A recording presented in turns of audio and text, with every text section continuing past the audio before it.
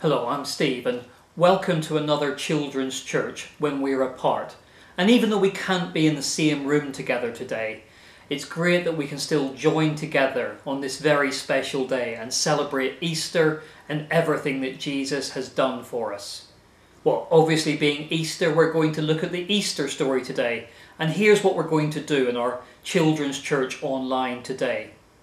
We're going to start, as we usually do, with a drink and a hello. Then we're going to hear the story of Easter.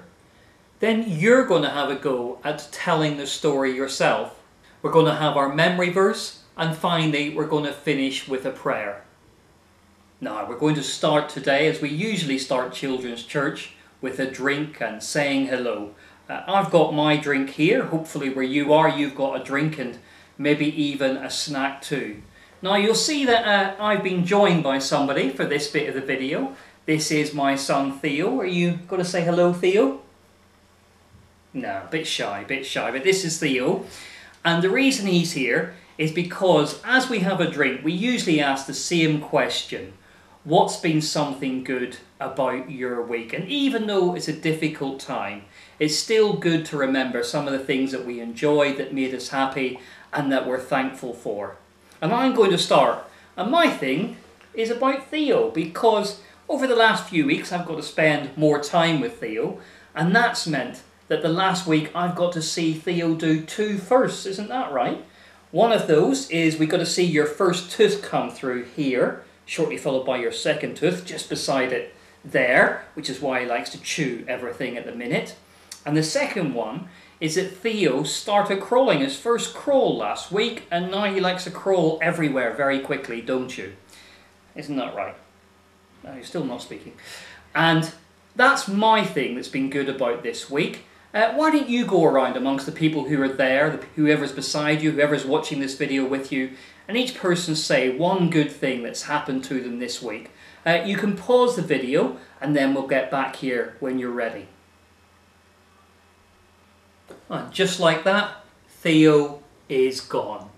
And that's because I'm going to need both hands free for this next bit.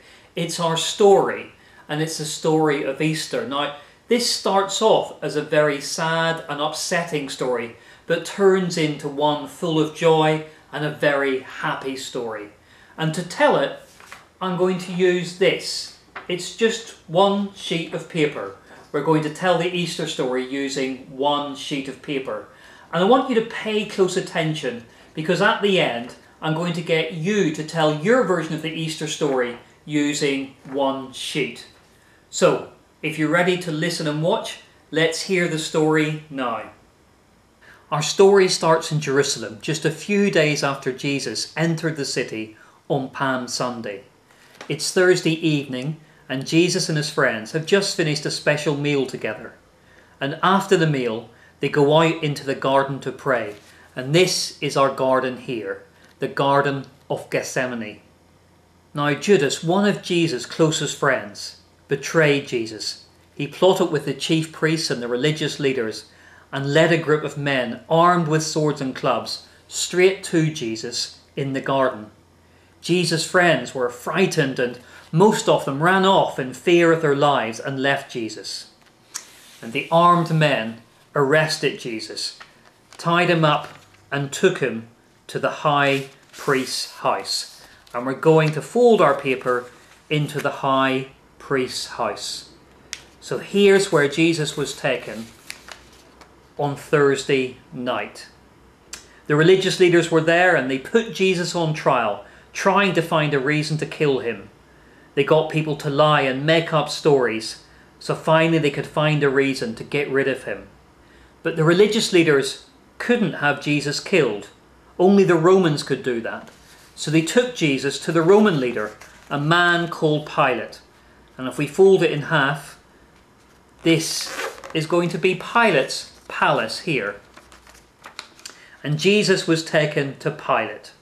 Pilate questioned Jesus, but thought he'd done nothing wrong. But the crowds didn't want Jesus to go free. So Pilate handed Jesus over to his soldiers. And for this, we'll need our scissors.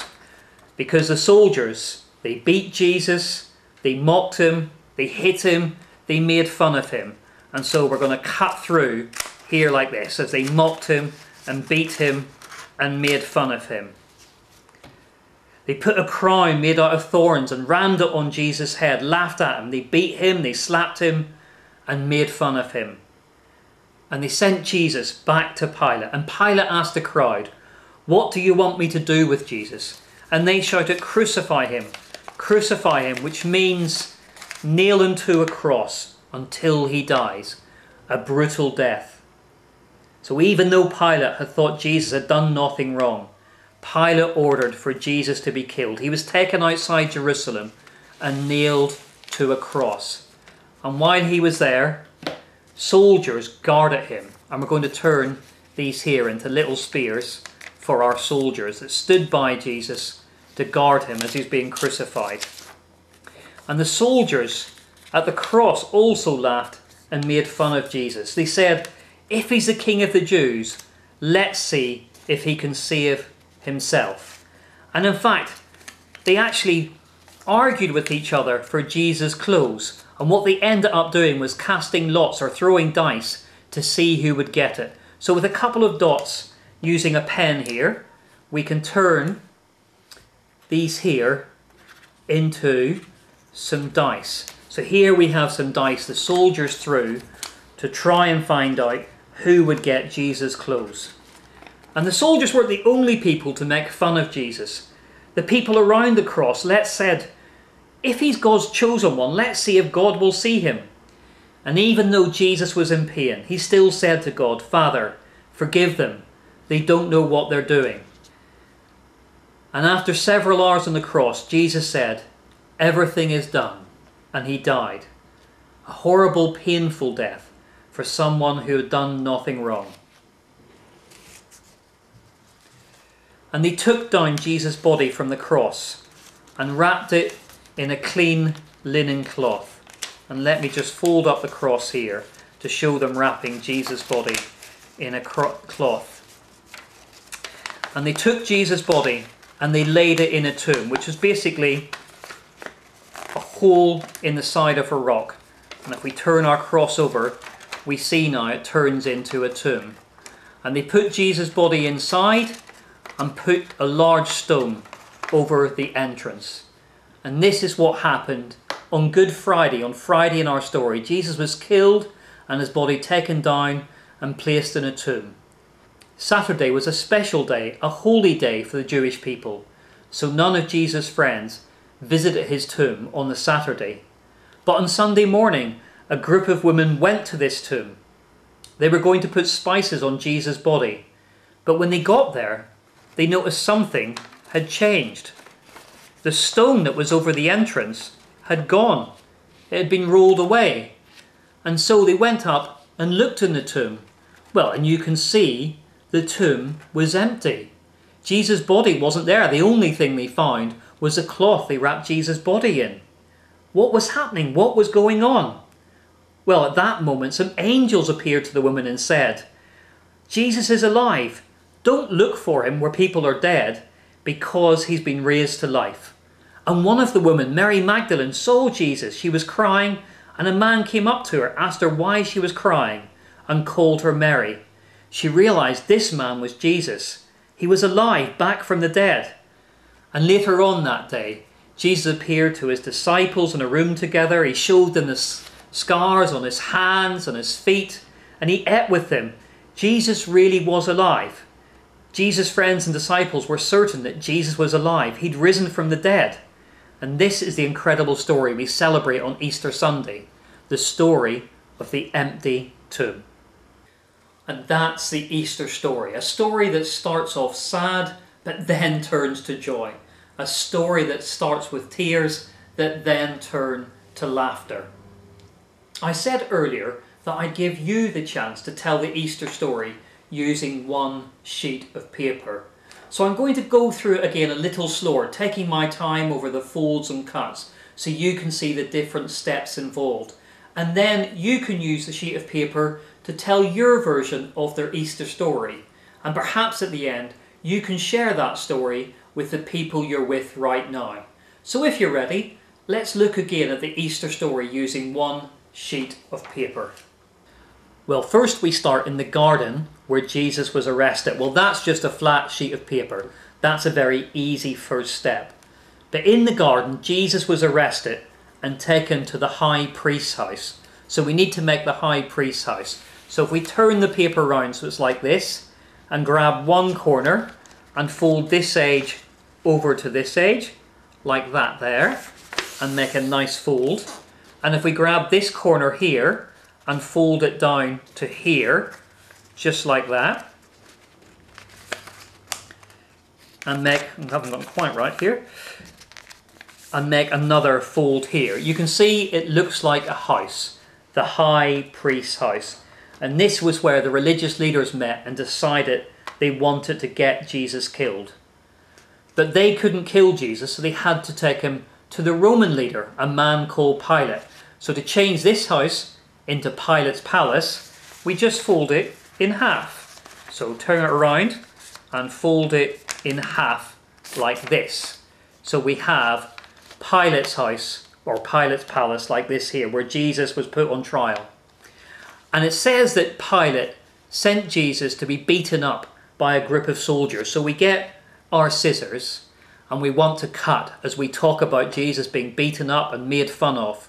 And we want to make sure the fold is here and the opening is here, and you're going to cut down the middle here. So as we talk about Pilate's soldiers, the Roman soldiers, beating Jesus up, making fun of him and hurting him, we cut down there. And then we talk about Pilate asking the crowd about what they wanted to happen to Jesus. And they shouted they wanted Jesus to be killed on a cross. So if you unfold this bit, you should see that you have a cross on which Jesus was killed. And we lay our cross down here when we talk about Jesus being killed on the cross. And we talk about the soldiers guarding them. So take these little bits here that sort of look like spears. I folded them in half like this to look a little more like spears, and we put them either side to look like the soldiers that were guarding Jesus. You'll also see you have two other little bits, but we'll come to them in a minute. So if we fold this in half as well, it will also look like a little spear for the soldier on the other side. So you see it's just a little spear that we put down here for the soldiers that were guarding the cross while he was being crucified. And we talk about the soldiers making fun of Jesus. And one of the things they did was they threw dice or cast lots to decide who's going to get his clothes, who's going to get his stuff. So take these here and get yourself a pen and then just make some dots on them like a dice. So I'm going to do a 3 here, just on this one, and put it down there. And I'm going to do, let's do a 4 on this one in each corner, and then we'll put that down there. So you can see the dice they threw when they wanted and fought over who should get Jesus' clothes and Jesus' stuff. And we tell the story of Jesus being killed on a cross. And after he was dead, we can get rid of all these other bits and pieces. They said that they took Jesus' body down from the cross and wrapped it up in a cloth. So we're going to fold the cross just like we talk about wrapping Jesus' body up into the cloth, but we're also going to turn it into a tomb. So fold down the first bit here, fold in the side bits like this as well of the cross. I'm going to go this bit fairly slowly. Fold in this side bit here, because this is a slightly complicated bit, and then fold this big bit up like that. Now, what you want to do on this side bit here, the last bit, is fold it about 2 centimeters again. So just fold it again like that there. And the reason for that is that gives us a base for our tomb. So if we turn our cross over, you'll see it now becomes the tomb. And we talk about Jesus' body being put in the tomb. Here it is on this Friday, and a stone being placed over the entrance. At the end of Friday, Jesus is dead and his body is in the tomb. Saturday was a rest day, and then we talk about Jesus' friends, a group of women coming to the tomb on Easter Sunday, and they found that the stone was no longer there. It had been rolled away. So we open it up and we talk about them looking inside and finding the tomb was empty. So show the tomb being empty. Jesus' body wasn't there, and that's because he wasn't dead, he was alive. He'd come back to life. Well, hopefully you were able to follow that, and if not, don't worry, just rewind the tape and watch it through again and have another go. And if you did follow it, perhaps now you could try and tell the Easter story your way to some of the people you're with right now. So why don't you take a moment, we'll pause the video and you can tell the Easter story your way using your sheet of paper. Let's pause and continue in a minute. Well, that's great. I'm sure there were many brilliant ways of telling the Easter story using just the one sheet of paper. And now it's time for our memory verse. You might remember that our memory verse is what Jesus said would happen to him when they got to Jerusalem. So let me do the memory verse for you now, and then you can repeat it with me the second time. And I promise I'll try and get it right first time this week. So if we're ready, our memory verse is: the Son of Man will be rejected and killed, but 3 days later he will rise to life. That's Mark chapter 8, verse 31. And let's get ready to do it together. I'm going to roll my hands up because I think it's easier to see with my arms as well. So let's say it together and do the actions together. The Son of Man will be rejected and killed, but 3 days later he will rise to life. And we've seen in this story that's exactly what did happen to Jesus when they got to Jerusalem. We saw today that Jesus was killed on a cross, and 3 days later he rose to life, because Jesus was killed on the Friday, people rested on the Saturday, and on the Sunday when they went to the tomb they saw it was empty. And you may remember a couple of weeks ago we made this box to remind us of a longer version of what Jesus said would happen to him when they got to Jerusalem. So let's have a little look in our box now and see what Jesus said before they got to Jerusalem would happen to him. I'm going to open it up and you'll see inside, well, the first thing inside we have is our wooden person that reminds us of Jesus, because all these things were going to happen to Jesus. And the first thing is a piece of string or a piece of rope, because Jesus said that he would be handed over to the chief priests and religious leaders and they'd want to kill him.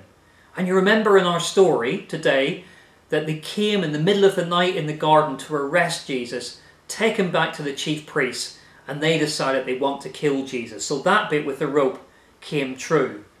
And the next bit was Jesus said people would make fun of him, spit on him and beat him. And we remember this with our crown of thorns. They made a crown out of thorns and jammed it on Jesus' head to hurt him and to mock him for saying that he was king. And we saw in today's story, yes, people were beating Jesus, hurting him and making fun. So this bit came true as well. And Jesus also said he would be killed. And you may remember in today's story that Jesus was killed on a cross. So yes, that part came true as well, that Jesus would be killed. Well, so far it's all very sad, but remember our story didn't end as a sad story, it ended as a happy story. And our last one reminds us of this here, because Jesus also said that after he was killed, he would come back to life, he would rise to life.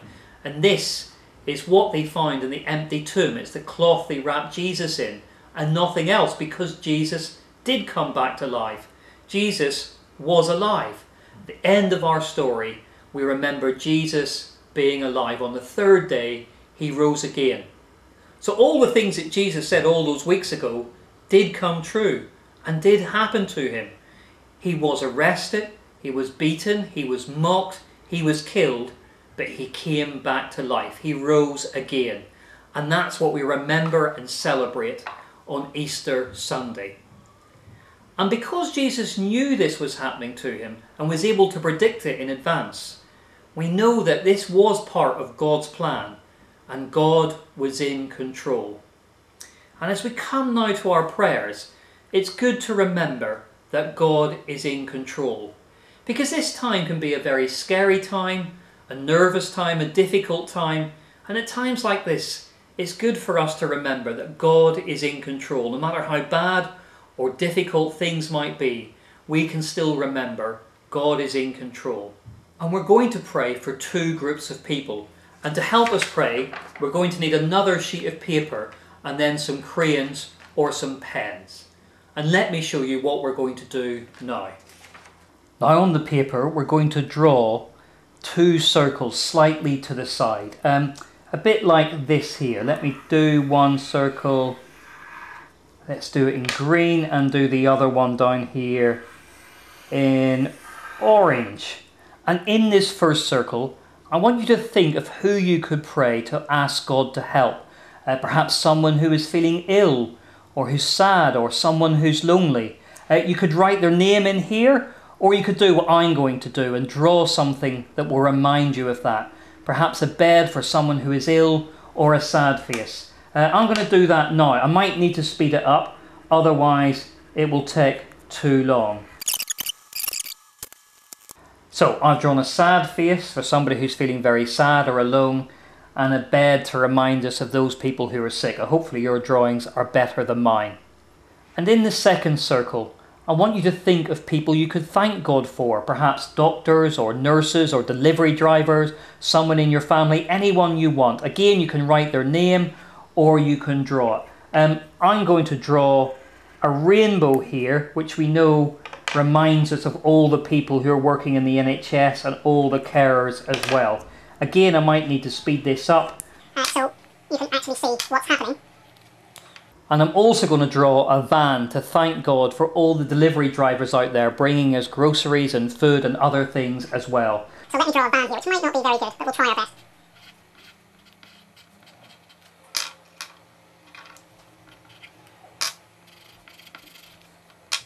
So here's my rainbow to thank God for all the people working in the NHS and all the carers, and a van to thank God for all the delivery drivers and people still working out there as well. And even though it's a difficult time, we still remember that God is in control. The same God who raised Jesus from the dead. And that means that we can still share in the hope of this Easter story. So around my circle, I'm going to write the letters H, P and E. The words that spell out hope.